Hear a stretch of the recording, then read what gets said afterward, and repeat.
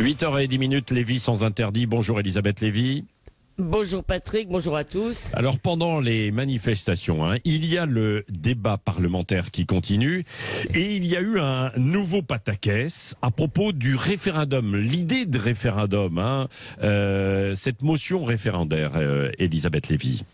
Oui, alors il y a deux motions donc qui demandent un référendum sur cette loi retraite qui ont été déposées, une par la NUPES le 23 janvier et l'autre par le Rassemblement national le 24. Or, selon le règlement de l'Assemblée nationale, une seule de ces motions peut être soumise au vote des députés. Faute de règles claires pour choisir, en tous les cas écrites, la conférence des présidents de groupe a donc opté pour un tirage au sort et ce tirage a été remporté par la motion du Rassemblement national qui sera donc votée, enfin soumise au vote dans l'hémicycle.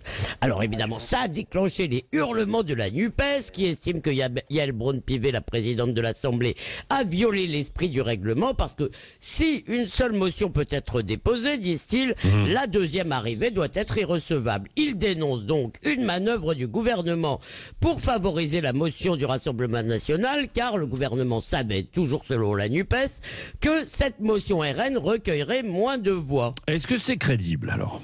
Alors, bien sûr, attention, personne ne dit, même la NUPES, que le tirage au sort aurait été truqué. Ah oui. Cependant, même, il faut bien noter que même si elle n'était pas votée, une demande de référendum, cette motion, donc, signée par tous les opposants, donc RN, NUPES et quelques LR, serait un sacré revers pour le gouvernement. Il est donc possible, on ne peut pas complètement l'exclure, que les macronistes aient voulu donner une chance à la motion du RN par ce tirage au sort en sachant qu'ils pouvaient compter sur le sectarisme des nupistes pour qu'elle fasse un flop. Pourquoi ? Parce que les belles âmes de gauche ne voteront jamais un texte d'extrême droite, même si ce texte dit que l'année commence le 1er janvier, parce que ça pourrait être contagieux, on sait bien. Et maintenant, donc, ces belles âmes de gauche reprochent au gouvernement d'avoir misé, d'avoir eu raison de le faire sur leurs bêtises, donc d'avoir misé sur leurs bêtises et d'avoir gagné. Alors, bien entendu, il n'y a aucune différence entre un référendum demandé par la NUPES et un référendum demandé par le Rassemblement national.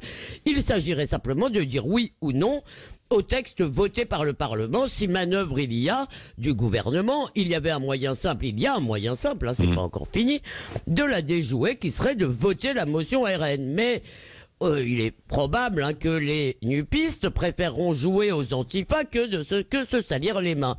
Et ça me témoigne un mépris sidérant pour les électeurs du RN qui sont de cette façon symboliquement exclus du peuple français, pourtant que les députés, tous les députés sont supposés représenter, mais c'est aussi un mépris pour leurs propres électeurs, dont beaucoup ont d'ailleurs voté Marine Le Pen au deuxième tour de la présidentielle, et surtout ces électeurs sont massivement hostiles à la réforme, donc massivement favorables à un référendum, mais pour les élus NUPES, les postures semblent plus compter que les convictions, c'est dire si ces convictions sont solides. Comme le disait Charles Péguy au sujet des kantiens, des adeptes d'Emmanuel Kant, ces gens de gauche ont les mains blanches, mais ils n'ont pas de mains. Merci Elisabeth Lévy.